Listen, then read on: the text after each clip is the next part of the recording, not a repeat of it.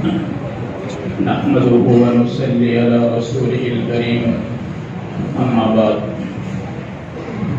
میرے محترم بزرگوں،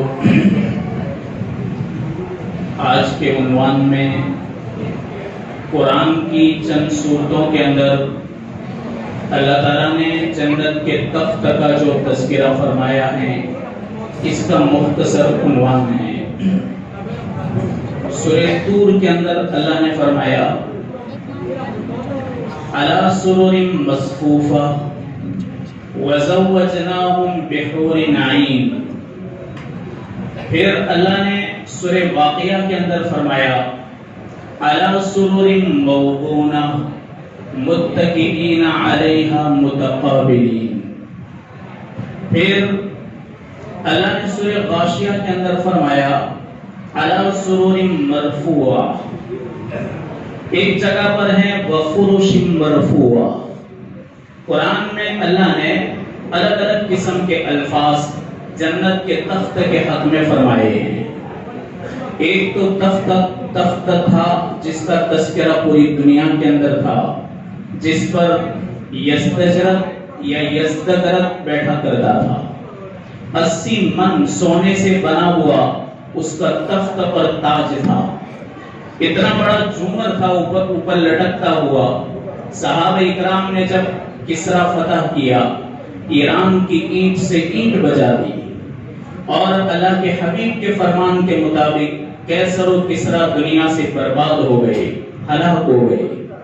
آپ نے فرمایا کہ جب ایک مرتبہ یہ ہلاک ہو جائیں گے پھر قیامت تک دوبارہ ان کا وجود کبھی نہیں ہوگا. اب ہم تو تخت پر بیٹھے نہیں، دنیا کے بڑے بڑے راجا اور مہاراجا بیٹھا کرتے تھے. بھارت کے اندر بھی بادشاہ اور شہنشاہ اپنے آپ کو شہنشاہ کہلوانے والے، اکبر نے اپنے آپ کو شہنشاہ کہا، یعنی بادشاہوں کا بادشاہ. وہ لوگ بیٹھتے تھے، راجا اور مہاراجا بیٹھتے تھے. لیکن اللہ تبارک و تعالیٰ اس سے ہمیں محروم نہیں کرے گا. وَمُلْكِ اللَّهِ يَبْلَى. قرآن میں اللہ فرماتے ہیں ایسی بادشاہی اللہ عطا کرے گا جو کبھی بھی ختم نہیں ہوگی. یہاں کی بادشاہی ختم ہو گئی. دنیا کو 4 بادشاہوں نے فتح کیا، پوری دنیا کو، 2 مسلم 2 کافر، لیکن سب مٹ گئے. ان کی داستان ختم ہو گئی اور ان کے حکومت اور سلطنت بھی ختم ہو گئی. آج ان کا تذکرہ نہیں. تاتاریوں نے بھی عرب ملکوں کو تاخت و تاراج کر دیا تھا، نیست و نابود کر دیا تھا، لیکن آج وہی ہلاکو خان اور چنگیز خان ان کی قبروں تک کا نشان نہیں ہے. آج بھی دنیا کے اندر ہم دیکھتے ہیں کوئی جا رہا ہے، کوئی آ رہا ہے، کوئی پلٹ رہا ہے، کوئی اونچا ہو رہا ہے. اللہ تعالیٰ کسی سے ملک کو لے رہا ہے، کسی کے حوالے کر رہا ہے. اللہ کی مشیت ہوتی ہے، تؤتی الملک من تشاء تنزع الملک ممن تشاء. جس سے چاہتا ہے حکومت چھین لیتا ہے، جس کو چاہتا ہے دے دیتا ہے. ہم دیکھتے ہیں دنیا کا پورا تختہ الٹ پھیر دیکھ رہے ہیں. امریکہ کے اندر کیا ہوا، اس طرح پوری دنیا کے اندر ہونے والا ہے کہ کوئی گر رہا ہے، کوئی بلند ہو رہا ہے. لیکن ان کی سلطنتیں ختم ہوتی ہیں. ہر ایک کی سلطنت ایک نہ ایک دن ختم ہو جائے گی. یہاں تک کہ اس پرتھوی کا نشان ہی نہیں رہے گا اور اس دنیا کا نشان ہی نہیں رہے گا تو پھر کہاں جائیں گے بادشاہ؟ کن پر حکومت کریں گے؟ آج ہمارے سروں پر حکومت کر رہے ہیں، ہمارے جسموں کے اوپر حکومت کر رہے ہیں. لیکن ایک دن آئے گا کہ پوری دنیا کے اندر ایک بھی نیتا اور وزیر اور حکمران کا نام تک نہیں ہوگا. صرف ایک اللہ کی بادشاہی ہوگی. اس وقت سے بادشاہت اور وزارت ختم ہو جائے گی. لیکن اللہ تعالیٰ جنتیوں کو فرما دیں کہ میرے بندو میں تمہیں بادشاہی دوں گا. ہم تو موت تک کوئی بادشاہ بننے والے نہیں اور ہمارے دلوں کے اندر اس کی تمنا بھی نہیں ہے. ہم نے کبھی آرزویں بھی نہیں کی اور ہم نے اس کی کبھی دعائیں بھی نہیں کی. دعائیں اتنی ضرور کرتے ہیں کہ اللہ تعالیٰ ایسے حکمرانوں کے قبضے میں حکومت رکھے کہ جو رعیت کے لیے خیر خواہی کرنے والے ہو. یہ تو دعائیں ہم کرتے ہیں. لیکن اللہ تعالیٰ فرماتے ہیں کہ میں اہل جنت کو ایسی بادشاہی عطا کروں گا کہ لا یبلا، کبھی ختم نہیں ہوگی، لا زوال حکومت اللہ عطا کرے گا۔ اب جب حکومت ملے گی تو تخت تو چاہیے، تخت پر لوگ بیٹھیں گے۔ اب کتنا بڑا تخت ہوگا، قرآن نے اس کا تذکرہ نہیں کیا۔ قرآن نے کیا کہا، دیکھو علی سرور مصفوفہ، کیسے تخت رکھے ہوئے، متکئین علی سرور مصفوفہ، کہ قیامت کے دن جنتی بچھے ہوئے بلند تختوں کے اوپر تکیہ لگا کر بیٹھیں گے۔ اب کیسے تخت ہوں گے؟ دوسری جگہ قرآن میں اللہ نے فرمایا سورہ واقعہ میں علی سرور موضونۃ، موضونہ کس کو کہتے ہیں؟ جنت کے جو تخت بنے ہیں وہ باریک سونے کے تاروں سے اللہ نے مزین کیا ہے۔ باریک تار، جیسے ہمارے بال ہوتے ہیں ایسے باریک تاروں سے اللہ نے اس کو مزین کیا ہے۔ وہ ان کے اوپر بیٹھیں گے، اور کیسے؟ متکئین علیہا متقابلین، آمنے سامنے بیٹھیں گے، ہنسی خوشی کی بات کریں گے، اور کبھی مذاق کریں گے، کبھی دنیا کا تذکرہ کریں گے کہ ہم کس حال میں تھے، اللہ نے آج ہم کو کس حال میں پہنچا دیا۔ اب اس کے حق میں الگ الگ روایتیں ہیں۔ عبداللہ ابن عباس رضی اللہ تعالیٰ عنہ فرماتے ہیں کہ جو اللہ تعالیٰ نے جنت کے اندر تخت بنایا ہے اس کی اونچائی کتنی ہے، اس کے لیے تو سیڑھی رکھنی پڑے گی۔ ایک امام کلبی نے ایک روایت کو نقل کیا، وہ فرماتے ہیں کہ 100 سال کی مسافت، تو اتنا اونچا کیسے چڑھے گا آدمی؟ 100 سال کی مسافت، اتنا لمبا۔ اور عبداللہ ابن عباس جو مفسر قرآن اور ترجمان القرآن کا جن کو لقب دیا گیا، وہ فرماتے ہیں کہ اس کے پایوں کی لمبائی 500 سال کی مسافت ہے، اتنا اونچا تخت ہوگا۔ اور اس تخت کے اوپر جنتی بیٹھیں گے، کس سے بنا ہوگا؟ اس کے پائے اللہ نے سونے کے بنائے، اور اوپر کا جو تخت ہے اللہ نے اس کو سرخ یاقوت سے بنایا۔ خالی تخت نہیں، تاج بھی ہیں، اوپر تاج بھی ہیں۔ ایک تاج تو اللہ تعالیٰ ان ماں باپ کو پہنائے گا جن ماں باپ نے اپنے بچوں کو علم دین حاصل کرنے کے لیے قربان کر دیا، اور ایک تاج تو اللہ ہر جنتی کو پہنائے گا، ہر جنتی کو۔ اور اللہ تعالیٰ ہر جنتی کو یہ موقع دے گا کہ وہ تاج کے نیچے بیٹھیں گے، ہر ایک کو جو اللہ تبارک و تعالیٰ کا فرما بردار ہو تو وہ اس کے اوپر بیٹھیں گے۔ اب وہ سیدھا تاج کیسا ہوگا؟ ایک تو اوپر لٹکتا ہوگا، ایک سر پر ہوگا۔ سر پر آپ نے دیکھا ہوگا کہ پرانے زمانے میں اور آج بھی انگلینڈ کے اندر جو ملکہ وکٹوریہ آپ نے پڑھا ہوگا تو ان کے سروں کے اوپر بھی تاج رکھا جاتا ہے، اور اس کے اندر ہمارے بھارت کا ہی کوہ نور ہیرا جو چور کے لے گئے تھے انگریز، اسی تاج کے اندر انہوں نے کوہ نور کو فٹ کر دیا ہے، اور وہی کوہ نور والا تاج ان کے سروں کے اوپر سجایا جاتا ہے۔ وہ تو کوہ نور ہے، کوہ نور ہے۔ اللہ تعالیٰ نے جنت کا کوہ نور اس تاج کے اندر رکھا ہے جو اللہ تعالیٰ اہل جنت کو پہنائے گا۔ پھر اس کے اوپر بستر رکھے، کیسے بستر؟ فرش مرفوعہ، اور بطائنها من استبرق۔ آپ نے دیکھا ہوگا کہ بستر ہوتا ہے، بستر اس کا ایک تو کور ہوتا ہے جس کور کے اندر روئی بھرا جاتا ہے، اور روئی بھر کر کے اس کو ٹھیک کر دیتے ہیں۔ ایک تو اس پر دوسرا کور ہوتا ہے جو عورتیں لگاتی ہیں، اور پھر اس کور کے اوپر چادر ہوتی ہے۔ ایک تو جو روئی سے بستر بنانے والا ہوتا ہے وہ خود ایک کور کو پہناتا ہے جس میں سیدھا روئی بھر کے اس کو ٹھیک ٹھاک کر دیتا ہے، اور ایک عورتیں پہناتی ہیں اور اس کے اوپر پھر چادر رکھی جاتی ہے۔ اللہ فرماتے ہیں کہ بطائنها من استبرق، اس کا جو استر ہے، استر یعنی بستر کا جو استر، اللہ تعالیٰ نے وہ کون سا کپڑا رکھا؟ استبرق کا کپڑا رکھا ہے۔ استبرق بہت موٹا ریشم ہوتا ہے، موٹا، اور بہت قیمتی ہوتا ہے، دنیا کے اندر تو اس کی قیمت نہیں ہو سکتی۔ اللہ نے اس کے اوپر وہ کور چڑھایا ہے تو اس کے اوپر جو چادر رکھی گئی ہوگی وہ کیسی ہوگی؟ اب وہ اتنے بلند ہیں کہ کعب احبار فرماتے ہیں کہ خالی بستر کی اونچائی ہی 40 سال کی ہے، تو رسیاں لٹکا کے نہیں چلنا پڑے گا کہ یار اوپر چڑھ رہے ہیں، بستر پر جانا ہے لیکن جا ہی نہیں سکتے، وہ کوئی گر نہیں جائیں گے نیچے۔ اب یہ تخت ہیں تو 100 سالہ اور بستر رکھا ہے 40 سالہ، تو چڑھنے میں کتنا ٹائم چلا جائے گا؟ تو کوئی ٹائم نہیں جائے گا۔ ہمارے نبی نے فرمایا کہ اس پر ایک سائڈ میں کرسی رکھی ہوگی، اسی زینے کے اوپر پیر رکھ کر کے جنتی سیدھا اوپر چڑھ جائے گا، اور جس وقت اس پر بیٹھے گا تو یطوف علیہم ولدان مخلدون، چھوٹے چھوٹے لڑکے آئیں گے، بڑے خوبصورت ہوں گے۔ کیسے ہوں گے؟ اللہ تعالیٰ قرآن میں فرماتے ہیں کہ گویا بکھرے ہوئے موتی یا تو پھر چھپائے ہوئے انڈے ایسے لگیں گے، بڑے پیارے لگیں گے، اور وہ ہمیشہ لڑکے ہی رہیں گے، بڑے نہیں ہوں گے۔ جیسے ہمارے لڑکے دیکھتے ہیں، دیکھتے دیکھتے بڑے ہو جاتے ہیں، پھر دیکھتے دیکھتے جوان ہو جاتے ہیں، وہ لڑکے ہمیشہ ہی لڑکے رہیں گے۔ مخلدون کا ولدان مخلدون، ہمیشہ لڑکے رہیں گے، وہ ان کی عمر نہیں بڑھے گی۔ اللہ تعالیٰ نے جنت کے اندر زمانے سے ہم کو پاک صاف کر دیا، ہم پر ٹائم نہیں گزرے گا کہ ہم بوڑھے ہو جائیں گے اور بوڑھے ہو کر کے ہمارے اعضاء کمزور ہو جائیں گے، ایسا جنت کے اندر نہیں۔ 33 سال کی عمر میں اللہ داخل کرے گا، وہ 33 سال کی عمر ہی کا رہے گا۔ عورتوں کی بھی عمر 33 سال کی ہوگی، وہ ہمیشہ ویسے ہی رہیں گی، اور مرد بھی ویسے ہی رہیں گے، اور جو لڑکے ہیں وہ ہمیشہ لڑکے رہیں گے۔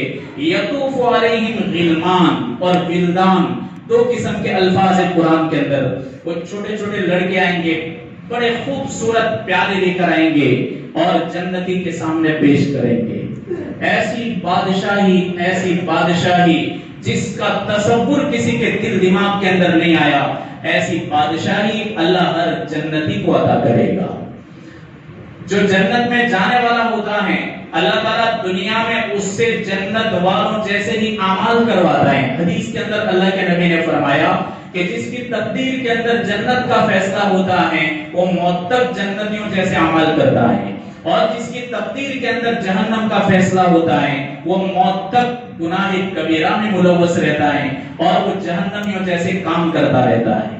کبھی ایسا بھی ہوتا ہے کہ آدمی شروع میں غفلت والی زندگی گزارے لیکن موت سے پہلے نیک بن جاتا ہے، کبھی ایسا بھی ہوتا ہے، اور کبھی الٹا بھی ہوتا ہے کہ ایک آدمی بڑا نیک ہوتا ہے، نیکیوں میں چلتا ہے، پھر اخیر میں جا کر کے غافل بن جاتا ہے اور بھٹک جاتا ہے، اور اس کی موت اسی غفلت پر آتی ہے۔ اس سے اللہ کی پناہ مانگنی چاہیے، اس لیے کہ ملی ہوئی ہدایت تو ایک آدمی کو ہدایت مل گئی اور اسی ہدایت کو اللہ تعالیٰ واپس لے لیں تو یہ اس کے حق میں بہت شر ہے، شر کہ اس کا خاتمہ بالخیر نہیں ہوا، اس کا خاتمہ بھی شر ہوا۔ اللہ کے حبیب نے فرمایا ایسی لازوال سلطنت میرا رب تم کو دینے والا ہے، ایسی لازوال مملکت تم کو اللہ تعالیٰ دینے والا ہے۔ اس کے بعد پھر فرشتے آئیں گے اور فرشتے ان کو دیکھیں گے کہ اہل جنت ہیں، پوچھیں گے خیریت سے ہو، کیسا لگا تاج اور تخت؟ تم نے کبھی سنا تھا تاج اور تخت؟ وہ کہیں گے کہ ہاں ہم نے دیکھ لیا، ہم نے دیکھ لیا۔ پھر جب اس کے پایوں پر نظر پڑے گی، تخت کے پایوں کے اوپر، تو جنتی پایوں کو دیکھتا ہی رہ جائے گا، اس کا جو نقش نگار ہے، اس کی جو ڈیزائن ہے، اللہ نے جو سونے کے بنائے تو موتیوں سے چھوٹے چھوٹے موتی پروئے گئے ہیں، وہ دیکھے گا تو دیکھتا ہی رہ جائے گا۔ اتنے میں جنت کی حور آئے گی، وہ ویسے بیٹھا ہوا ہوگا اور بیٹھ کر کے وہ مشاہدہ کر رہا ہوگا کہ میں تخت پر ہوں، اس پر بستر ہے، بستر پر یہ کپڑے ہیں، میرے سر کے اوپر تاج ہیں اور میں تخت کے اوپر ہوں۔ اللہ تبارک و تعالیٰ فرماتے ہیں اس حال میں زوجناہم بحور عین، ہم ان کا نکاح کر دیں گے حور عین کے ساتھ۔ بیٹھے ہوئے ہیں تخت پر، دولہا آتا ہے تو نئے کپڑے پہن کر آتا ہے، زیادہ طاقت کرو تو پگڑی باندھ لیتا ہے، اور زیادہ طاقت کرو تو وہ جاکٹ پہن لیتا ہے، اور پھر وہ مسجد کے اندر آتا ہے۔ اللہ تبارک و تعالیٰ تختوں پر بٹھا رہے ہیں کہ ادھر بیٹھو، اور تاج، اور پھر اس کے بعد وہاں پر حور عین آئے گی۔ اللہ نے دونوں آیت کو ساتھ میں رکھا، ساتھ میں رکھا، ان کو تکیہ لگا کر بٹھائیں گے اور جب وہ بیٹھ کر کے اطمینان کی سانس لیں گے اس کے بعد زوجناہم بحور عین، ہم حور عین کے ساتھ ان کا نکاح کر دیں گے۔ حسن بصری فرماتے ہیں کہ تم لوگ مسجد کی خدمت کیا کرو، مسجد کی خدمت کیا کرو اور مسجد کے اندر اپنے حلال پیسوں کو لگایا کرو۔ تو ان کے شاگردوں نے پوچھا حضرت کیوں؟ آپ نے فرمایا یہ اتنی برکت والی جگہ ہے کہ جس کا ایک پیسہ مسجد کے اندر لگ گیا، قیامت کے دن میرا رب اسی لگے ہوئے پیسوں کو حور عین سے نکاح کرے گا تو مہر میں چکائے گا، مہر دلوائے گا۔ بندے سے کہے گا مہر دے تو بندہ کہے گا میرے رب تیری ہی مہربانی ہوئی تو میں یہاں آیا ہوں، میں تو میرے ساتھ کچھ بھی نہیں لایا۔ اگر تو کہے تو یہ جنت کی دوسری نعمتیں ہیں ان میں سے کچھ دے دو، تو اللہ فرمائے گا تو اس کی بھی ہیں، تیری ہیں تو اس کی بھی ہیں، اب تو اپنی طرف سے دے۔ آدم علیہ السلام سے تو کہا تھا جب حضرت حوا سے نکاح ہوا کہ مہر دے، کہا کیا دوں؟ تو اللہ کے حبیب نے فرمایا، اللہ کے حبیب فرماتے کہ اللہ نے فرمایا کہ میرے آخری پیغمبر کے اوپر درود پڑھ لے، تو یہ مہر ادا ہو گئی۔ لیکن امام حسن بصری رحمۃ اللہ علیہ بہت بڑے تابعین میں سے ہیں اور اتنا بڑا آدمی ہے کہ جس کی پرورش حضرت علی کی گود میں ہوئی اور جس کی تحریک اور اس کی گھونٹی حضرت عمر بن خطاب نے رکھی تھی اور جس کو تھوک پلایا تھا حضرت امیر المؤمنین عمر بن خطاب نے، اتنا بڑا آدمی ہے اور جس کی ماں حضرت عمر کے گھر کثرت سے آیا کرتی تھی اور امیر المؤمنین کی کبھی خدمت بھی کر لیا کرتی تھی، یہ حسن بصری ہیں۔ فرماتے ہیں کہ یہی خرچ کیا ہوا مال اللہ تعالیٰ قیامت کے دن مہر کے طور پر چکائے گا۔ اس لیے دنیا میں رہ کر کے کوئی عمل ایسا اللہ کی طرف سے اگر آئے اسے چھوڑنا نہیں چاہیے۔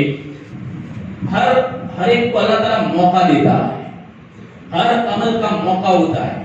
جو آدمی موقع کو غنیمت سمجھ لے اور غنیمت سمجھ کر کے اس پر عمل کر دیتا ہے، اللہ تعالیٰ اس کے حق میں قبول کر دیتا ہے۔ باقی اللہ تعالیٰ کو سب معلوم ہے کہ ہم میں سے کون جنتی ہیں، ہم میں سے کون غیر جنتی ہیں۔ جنت کا مطالبہ ہم ضرور کریں۔ ایک بزرگ کو اللہ تعالیٰ نے بہت توفیق عطا فرمائی، بہت عبادت کرتے یہاں تک کہ انہوں نے اپنی پوری بدن کو، پورے جسم کو گلا دیا تھا۔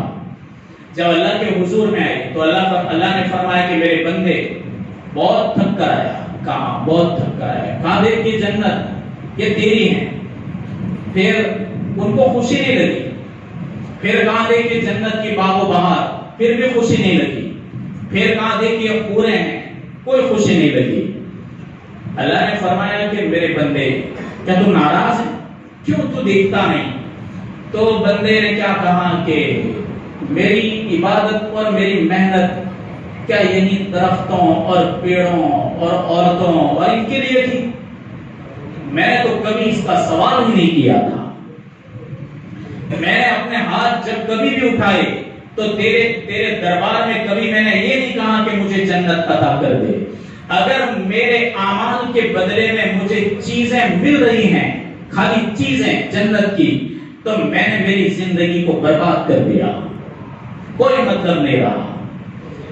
تو اللہ تعالیٰ فرمائے گا کہ تو پھر تو نے کس کے لیے عمل کیے؟ تو اللہ کے حبیب نے فرمایا کہ وہ کہے گا کہ میں نے تو تیرے دیدار کے لیے۔ یہ تو ایک بزرگ کی بات ہے۔ ہمارے نبی نے کیا فرمایا کہ اللہم انی اسألک رضاک والجنہ، کہ اے میرے پروردگار میں تجھ سے تیری رضا اور جنت کا سوال کرتا ہوں۔ ہمارا نبی ہمیں سکھا رہا ہے رضا، اللہ کی رضا، اس لیے کہ جس کو اللہ کی رضا نصیب ہوئی تو جنت مل گئی۔ اللہم انی اسألک رضاک والجنہ، جنت کا سوال کر رہا ہوں اور تیری رضا کا سوال کر رہا ہوں۔ خیر وہ تو بزرگ کی بات ہے۔ ہمارے نبی نے تعلیم دی کہ ہم جنت کا مطالبہ کریں، جنت کا شوق کریں۔ بے طلبوں کو کچھ نہیں ملتا، ہمارے پاس کہلوایا جاتا ہے کہ بے طلبوں کو کچھ نہیں ملتا، بے طلبوں کو کچھ نصیب نہیں ہوتا۔ تو جنت کا شوق ہونا چاہیے اور جہنم کا ڈر ہونا چاہیے۔ اللہ تبارک و تعالیٰ کو سب معلوم ہے کہ میرے کون سے بندے جنتی ہیں اور میرے کون سے بندے جنتی نہیں۔ سلیمان علیہ السلام کتنے بڑے نبی ہیں اللہ نے کتنی بڑی بادشاہی عطا فرمائی. انہوں نے تو بادشاہی مانگی تھی کہ یا اللہ رب حبلی ملکن لا ينبغی لأحد من بعدی، ایسی سلطنت دے کہ میرے بعد کسی کے لیے مناسب نہ ہو، ایسی بادشاہی دے. تو اللہ نے عطا کی، عوام کو تابع کر دیا، جنات کو تابع کر دیا، جناتوں کے بڑے بڑے دیو کو تابع کر دیا. بیت المقدس جب بن رہا تھا تو جناتوں سے خدمت لی جا رہی تھی. مسجد اقصی جب تعمیر ہو رہی تھی تو جناتوں کے ذریعے کام کروایا جا رہا تھا. سلیمان علیہ السلام اپنے تخت پر بیٹھے ہوئے تھے، اسی تخت پر وزیر بھی بیٹھا ہوا تھا. اتنے میں ایک آدمی آیا، وہ اجنبی تھا، نہ سلیمان پہچانتے تھے نہ وہ وزیر پہچان رہا تھا. جیسے وہ اندر آیا، سلیمان نے اس کی طرف دیکھا تو اس نے سلام کیا، لیکن جو وزیر پاس میں بیٹھا ہوا تھا اس کی طرف گھور کر کے دیکھا، غصے سے دیکھا، اتنا غصے سے دیکھا کہ وزیر نے اپنی نظریں جھکا دی اور ڈر گیا. پھر سلام کر کے وہ چلا گیا. سلیمان علیہ السلام کو وزیر نے کہا کہ آپ نے جب دیکھا تو آپ کو سلام کیا اور میں نے دیکھا تو میری طرف آنکھیں نکالی، وہ کون ہے؟ کہا کہ تجھے پتا ہے کون ہے؟ کوئی اسرائیل ہے. تو کہا اسرائیل ہے تو آپ کو تو سلام کر دیا اور مجھے کیوں غصے سے دیکھا؟ تو سلیمان نے کہا ہو سکتا ہے تیرا ارادہ ہو سکتا ہے. تو واپس آیا، واپس آ کر کہنے لگا سلیمان کو کہ کہاں گیا وہ وزیر؟ کہا کہ وہ تو گھر گیا ہے. کہا کہ میں آپ کے پاس چاشت کے وقت آیا ہوں، ظہر کے بعد اس کا کام پورا ہو جائے گا، اس کو ظہر تک کی مہلت ہے پھر پورا ہو جائے گا. اتنے میں وہ آیا آدمی، اسرائیل چلا گیا اور وہ آیا، آ کر کہنے لگا سلیمان میرے لیے دعا کرو، اللہ نے ہوائیں تابع کر دی ہیں تو ہواؤں کو حکم دو کہ مجھ کو اٹھا کر کے ہندوستان پہنچا دیں. تو سلیمان علیہ السلام نے کہا ایک بار اس کو پارسل تو کرو، جو ہوگا وہ اسرائیل اور دونوں کا مسئلہ ہے، میرا تو نہیں ہے. تو سلیمان علیہ السلام نے ہواؤں کو تابع کیا تھا اللہ تعالیٰ نے، تو ہواؤں کو کہا کہ اس کو اٹھا دور پہنچا دے. ہواؤں نے اٹھایا اور پہنچا دیا. سلیمان علیہ السلام ظہر کے بعد آئے، آ کر کے بیٹھ گئے تھا. ہاں سلیمان علیہ السلام جیسے آئے تو اسرائیل بھی آئے. کہاں کیا ہوا؟ کہاں کہ میں سوچ رہا تھا کہ میری ڈائری کے اندر لکھا ہوا تھا کہ سلیمان کا وزیر اس کی روح بھارت میں قبضہ کرنی ہے اور یہ یہاں بیٹھا ہوا تھا، تو میں ٹینشن میں آ گیا تھا کہ اس کو ادھر کیسے پہنچاؤں. لیکن یہ تو بن بلائے مہمان آ گیا وہاں پر. کہا یار میں نے بھیجا تھا. کہا اچھا ہوا آپ نے بھیج دیا، باقی مجھے ٹینشن تھا کہ وہ آئے گا کیسے. اللہ تبارک و تعالیٰ نے جو تقدیر کے اندر لکھا ہے اللہ تبارک و تعالیٰ نے ہر ایک کے حق میں لکھ دیا ہے. میرے بھائیو ہم جنت کا سوال کریں اور اللہ تعالیٰ کی رضا حاصل کریں. ایک صحابی نے کہا یا رسول اللہ جنت حاصل کرنا ہے اور جہنم سے نجات پانی ہے. آپ نے فرمایا 3 کام کر لو، اللہ تعالیٰ تمہیں جنت عطا کرے گا. آپ نے فرمایا اپنی زبان کو پکڑ کر کے پہلے کہا زبان کی حفاظت کرو، جھوٹ نہ بولو، غیبت نہ کرو. آپ نے فرمایا سب سے بدترین آدمی وہ ہیں کہ جو اپنی زبان کے ذریعے جہنم میں جائے. پھر آپ نے فرمایا وَلْيَسْعَكَ بَيْتُكَ، جب کبھی بھی تم فارغ ہو تو فارغ اوقات کے اندر اپنے گھر کو لازم پکڑو، گھر میں رہو. ادھر ادھر بیٹھنا چوراہوں پر، راستوں پر، دکانوں کے سامنے، اسی طرح ہوٹل کے سامنے، پان کے گلوں کے سامنے اور چائے کی لاریوں کے سامنے اس طرح بیٹھنے سے اپنے آپ کو بچاؤ. اس لیے کہ ایسی بدترین جگہ ہیں کہ یہاں پر آدمی مسجد کے اندر نیک عمل کرتا ہے، وہاں جا کر کے ضائع کر دیتا ہے. یہاں اللہ کو راضی کرتا ہے اور وہاں جا کر اللہ کو ناراض کر دیتا ہے. تو آپ نے فرمایا کہ کام ہو تو الگ بات ہے، کاروبار ہے الگ بات ہے، اپنے آپ کو فارغ وقت میں بچاؤ، اپنے گھروں کے اندر اپنے آپ کو لازم کرو. پھر آپ نے فرمایا جب کبھی تم سے گناہ ہو جائے اس وقت تم اللہ کے دربار میں رو گر گراؤ، اللہ تعالیٰ تمہاری مغفرت کرے گا اور تمہیں جنت عطا کرے گا. آگے پھر عنوان ہی انشاءاللہ کے بیان کریں گے. یہاں قریشی جو محلہ ہے، مسجد قریشی جو راستے پر نہیں بنی ہے، وہاں سے چندے کے لیے پہنچے ہیں. ابھی نئی بنی ماشاءاللہ آباد رہتی ہے مسجد اور نمازی بھی بہت ہیں. جتنی بھی ہو سکے مدد کریں. اللہ تعالیٰ ہمارے دینے کو قبول فرمائے.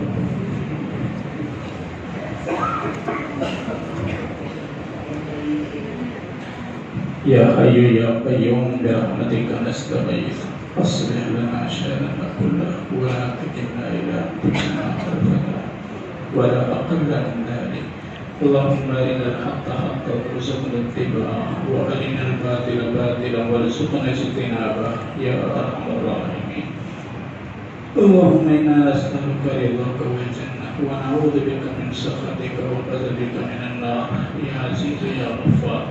وصلى الله تعالى على خير خلقه ونور عرشه سيدنا محمد وعلى آله وصحبه